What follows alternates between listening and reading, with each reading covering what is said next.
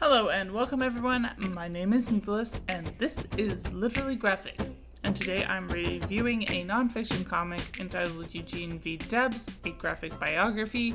Warning for brief, topless Lady Liberty, and otherwise this book was a bit too dull to do anything terribly offensive. Well, I guess there was a single use of the word starting with an F that can either refer to a cigarette or be an insult to queer people near the very end, and some single frames depicting state violence in the most boring way possible. Is that police officer about to hit someone on the head with his billy club, or will he just fall asleep? TLDR, I was very disappointed by this book, and because of the way I scheduled my videos and tried to pre-film to cover when I'm in my one class, this is actually going to go up very close to the American elections, which just makes me tired. Not feeling very hopeful at this point. But digging into the comic at hand. Oddly enough, there's only one artist credited, but 3 writers. I assume they focused on different parts of the final work, but I didn't notice any obvious crediting on who did what.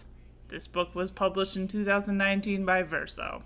According to the back of the book, artist Noah Van Sciver is an Ignatz award-winning cartoonist. His work has appeared in SpongeBob comics, Teenage Mutant Ninja Turtles, and The Best American Comics. Van Sciver is a regular contributor to Mad Magazine and has created 7 graphic novels, many of them nonfiction like this one. It would seem browsing through the Goodreads. Jumping to the writers, Paul Buell, formerly a senior lecturer at Brown University, produces Radical Comics. He founded the journal Radical America, and with Mary Jo Buell, is co-editor of the Encyclopedia of the American Left. Steve Max, a founding member of Students for Democratic Society, has been an enduring socialist activist in the Midwest Academy, the Democratic Socialists of America, and the Reformed Democratic Clubs of New York.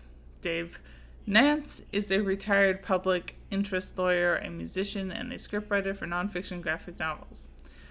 Finding out that this book was written by 3 people does make me feel slightly better about the fact I didn't really feel like the personality of the author came through, which I do prefer in my nonfiction, as I feel like I get a better idea of the biases they are bringing to bear on the subject. That said, I still don't like it. Not only am I left feeling unsure about what is, for example, being left out or brushed over, and I feel like having more writer personality would have made this book at least a little bit more interesting.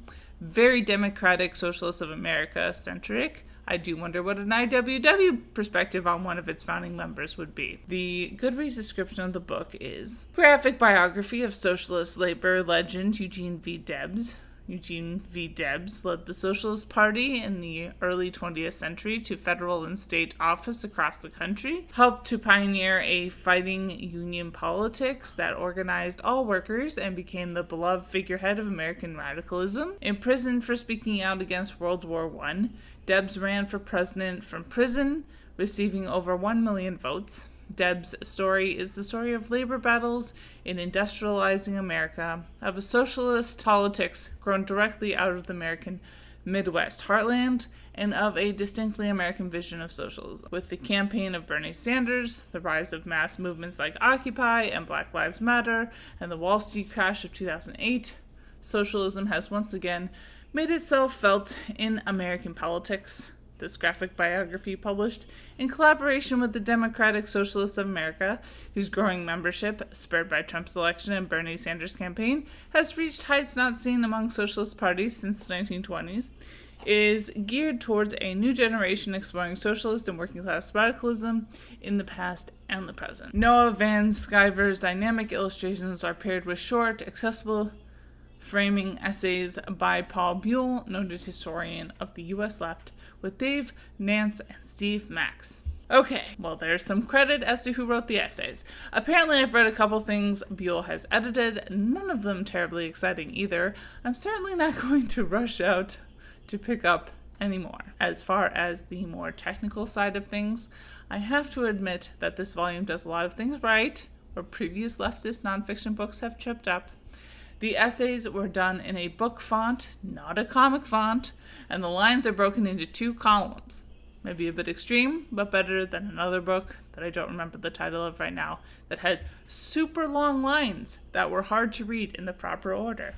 And while I didn't think that the essays were terribly engaging, but I didn't feel like I was being beaten over the head with condescension either. As far as gender and sexuality are involved, while queer people have always existed, their inclusion was probably the least offensive oversight. There is some inclusion of the ways white women's suffrage related to the overall socialist movement in America. As far as race is concerned, nearing the end of this book, I was wondering if the only obviously black people would be random characters in prison, but then there were 2 frames of MLK and Company, a few more random black background characters, and another frame of John Lewis and Cornel West, with one small frame that looks like sleeping Guatemalans, but they are probably dead because it's next to dialogue admitting that Norman Thomas was mistaken to support the CIA overthrowing of that country. Going back to the beginning, I was relieved to see that there is a frame at least dedicated to a Philip Randolph and W.E.B. Du Bois.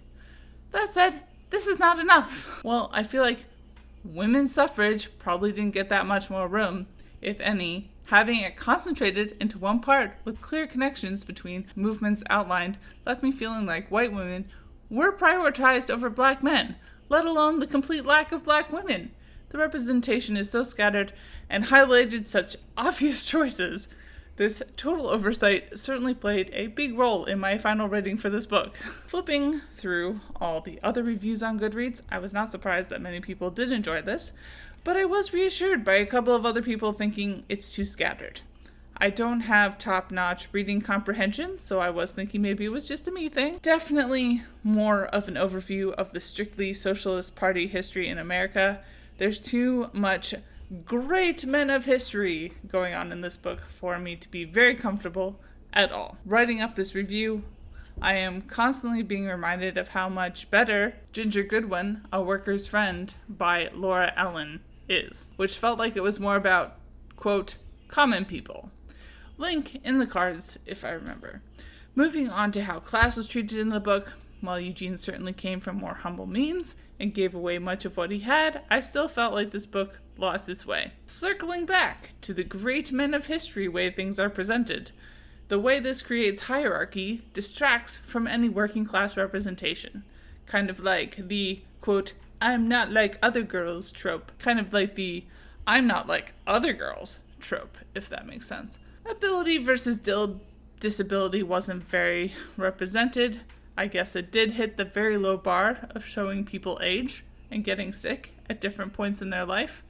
I still think it's important to realistically depict the toll that being so politically active can have on a person, but still not sure if it counts too much. And dun dun dun, I'm rating this book 2 out of 5 stars. Fun times.